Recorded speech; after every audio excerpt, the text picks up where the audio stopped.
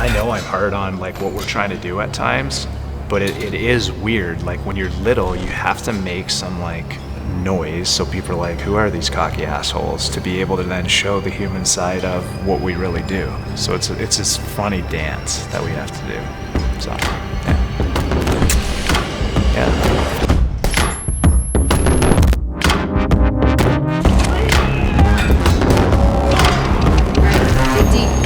I'm proud to say that MADabolic is now becoming a thing. From a franchise system, you come from a well-oiled machine to hear stories of clients realizing or finding their true potential.